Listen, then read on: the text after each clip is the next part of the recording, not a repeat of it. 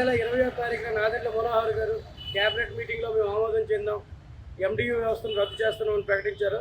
అది చాలా బాధాకరం. అయితే జూన్ 1వ తారీఖు నుంచి రేషన్ డిపోలో రేషన్ ఇస్తున్నాము అని చెప్పడం జరిగింది. నిన్నను రీసెంట్గా 40 సంవత్సరాలు సుదీర్ఘ కాలంలో ఉన్న రాజకీయాల్లో ఉన్న ఒక ముఖ్యమంత్రి గారు అయ్యుండి ఆయన లెజెండ్గా ఎన్నో కార్యక్రమాలు చేస్తున్న వ్యక్తి కూడాను ఇంత చౌకబారుతరంగా ఇంత సింపుల్గా ఈ విధంగా మాట్లాడడం అనేది చాలా బాధాకరం.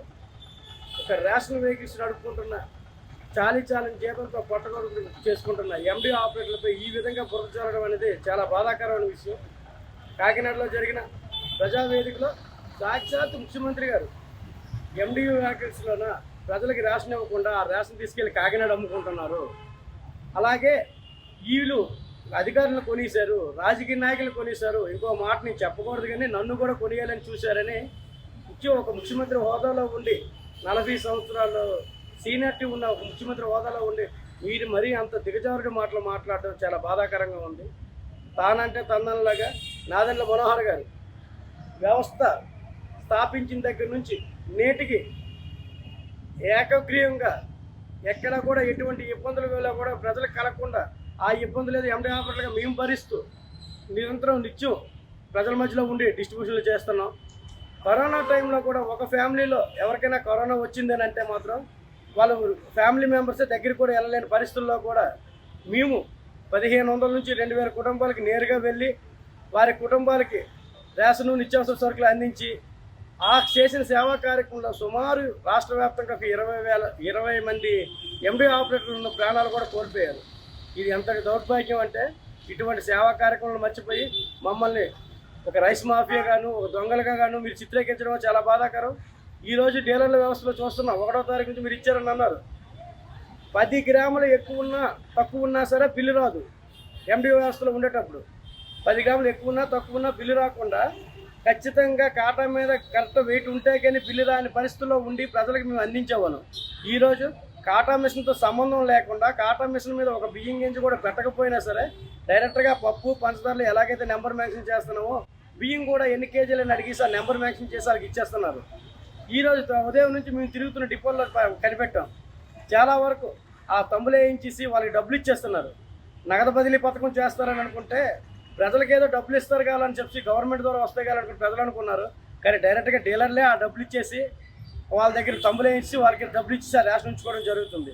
అలాగే ఇంకొకటి డీబీటీ సిస్టమ్ తెచ్చామని అన్నారు. ఏంటయ్యా డీబీటీ సిస్టమ్?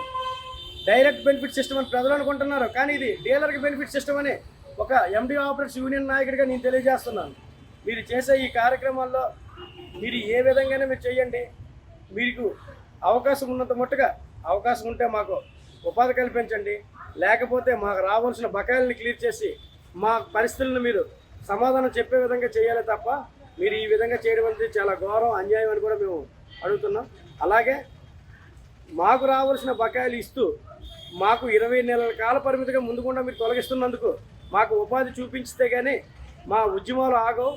మీరు తప్పుడు నిర్ణయాలు తీసుకొని తప్పుడు మాటలతో మా మనోభావాలను దెబ్బతీసే విధంగా మీరు పత్రికల ముందుకెళ్ళి ఈ విధంగా మాట్లాడటం నాదెండ్ల మనోహర్ గారు ఇది మీకు తగదు.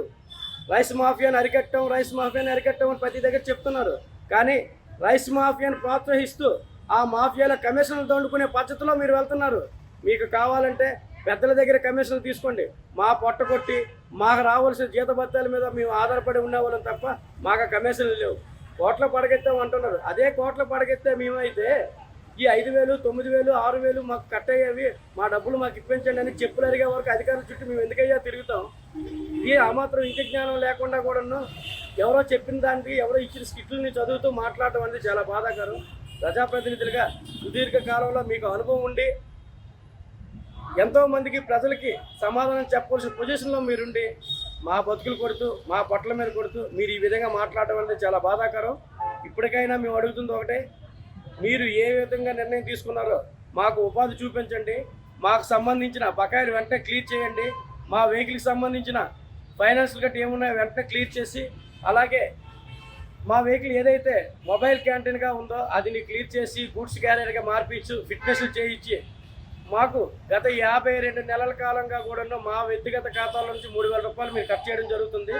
ఆ 3,000 రూపాయలు కూడా కలిపి గవర్నమెంట్ 90% సబ్సిడీ ఇచ్చిందని జీవో ఉంది, మీరు కూడా ఒప్పుకున్నారు. కాబట్టి ఆ 3,000 రూపాయలు కూడా కలిపి మొత్తం మాకు 52 నెలలకు సంబంధించిన ఆ అమౌంట్లు కూడా ఇస్తూ మాకు ఉపాధి కల్పించే విధంగా చేయాలని కోరుతున్నాం. దయచేసి మా మనోభావాలు దెబ్బతీసే విధంగా కానీ మీరు చేయగలిగితే మా ఉద్రిక్తత మరింత ముందుకు తీసుకెళ్తామని కూడా తెలియజేస్తున్నాం.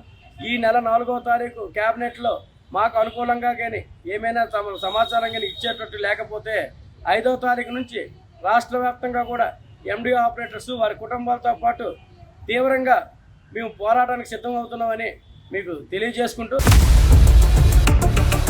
ఇండియా పాకిస్తాన్ తాజా అప్డేట్స్ కోసం డౌన్లోడ్ చేసుకోండి RTV లైవ్ యాప్.